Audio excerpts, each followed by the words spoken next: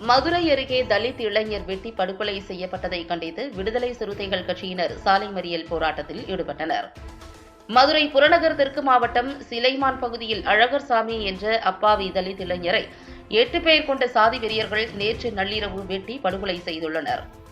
குற்றவாளிகளை கைது செய்ய வலியுறுத்தி விரகனூர் பகுதியில் மதுரை விடுதலை சிறுத்தைகள் கட்சி ஒருங்கிணைந்த மாவட்டம் சார்பாக சாலை மறியல் போராட்டம் நடைபெற்றது. இந்த போராட்டத்தில் அப்பாவி தலித் இளைஞர் அழகர்சாமியை 8 பேர் கொண்ட சாதிவெறி கும்பல்கள் வீட்டுக்கு முன் கொலை செய்துவிட்டு தப்பி ஓடிவிட்டனர். அவர்களை கைது செய்து நீதி வழங்க வேண்டும் என கோஷங்களை எழுப்பி சாலை மறியல் போராட்டத்தில் ஈடுபட்டனர்.